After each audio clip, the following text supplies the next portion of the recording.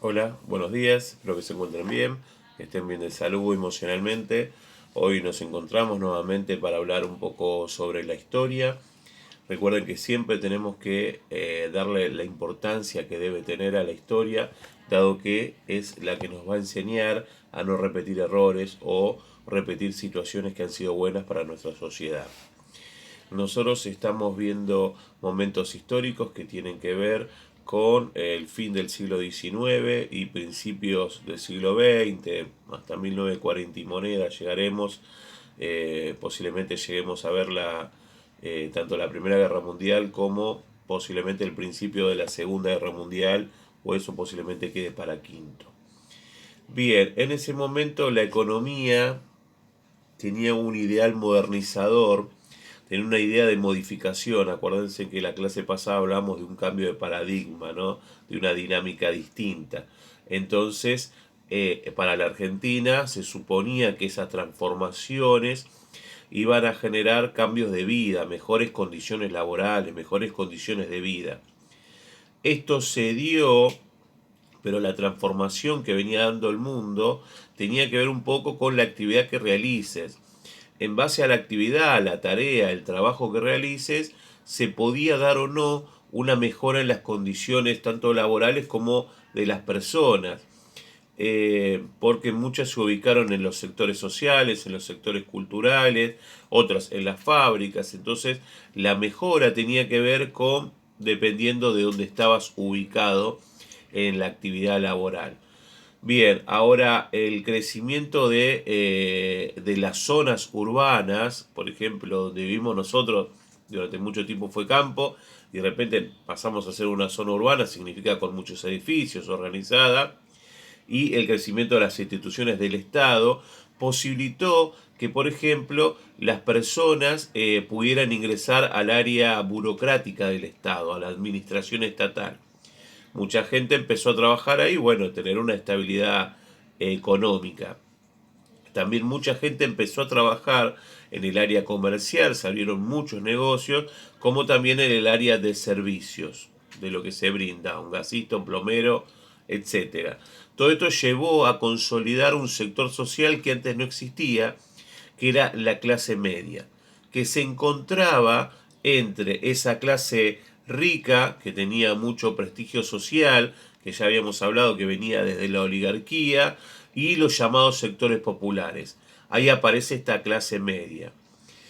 Este cambio en la conformación de la sociedad tuvo mucha importancia e inclusive se vio reflejado en obras literarias y obras de teatro. Por ejemplo, el libro Mi hijo el doctor. Mi hijo el doctor, mal dicho, porque está dicho por un hombre de campo que no tuvo estudios, es un libro, se hizo si no me equivoco, una obra de teatro que tenía que ver con el orgullo de un hombre de campo, un poco bruto en lo que es conocimiento académico, que puede mandar a su hijo a la universidad por primera vez. Esta situación, esa ripidez que había entre el hijo que estudiaba y el hombre que capaz que hubiera preferido que siga con situaciones rurales, generó mucha simpatía en las clases medias. ¿Por qué? Porque veían que ellos estaban reflejados en esa situación donde sus hijos por primera vez, al ellos estar en una clase media, podían aspirar a una situación mejor que la de sus padres. Por ejemplo, yendo a la universidad.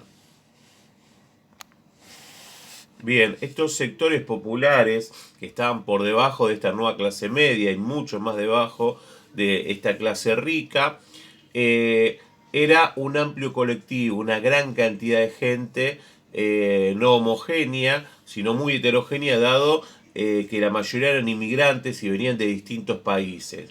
Hay que tener en cuenta que estas clases populares eran las que tenían menos recursos y las que aceptaban las tareas menos calificadas. Calificada se refiere a que no necesitabas un título para poder ejercer esa tarea.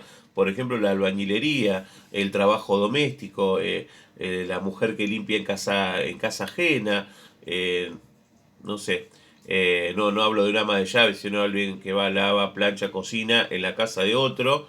Esas tareas las terminaban haciendo las personas de clases populares Y bueno, de esta manera estaba definida un poco las clases más bajas, que en general predominaban, como decía, los inmigrantes. La mayoría de los inmigrantes que llegaron a principios del siglo XX optaron por vivir en Buenos Aires o en Santa Fe, que eran los lugares donde se podía conseguir trabajo con más facilidad. Aunque esto de conseguir trabajo era algo relativo que tenía una directa relación con la economía. En base a cómo estaba la economía se conseguía trabajo o no.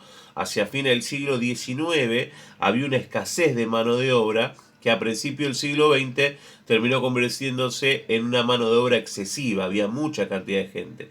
Y cuando hay mucha cantidad de gente, los sueldos bajan. Y las condiciones laborales lamentablemente empeoran. Bien, esa situación de inestabilidad, de no saber si tenés trabajo siempre constante, generó obviamente una mayor afección en las clases más bajas, porque eran las que tenían menos recursos y los dejó en una situación de pobreza. Podían comer todos los días, pero no podían construirse una casa ni comprársela. Entonces, la mayoría de los varones trabajaban en la construcción, en las obras públicas, en actividades que tenían bajos salarios. En la capital federal, esta gente vivía en lo que se llamaban conventillos. Los conventillos eran grandes casas que habían dejado abandonadas gente rica allá por 1871, cuando había habido una fiebre amarilla muy grande, y esas casas se habían convertido en conventillos.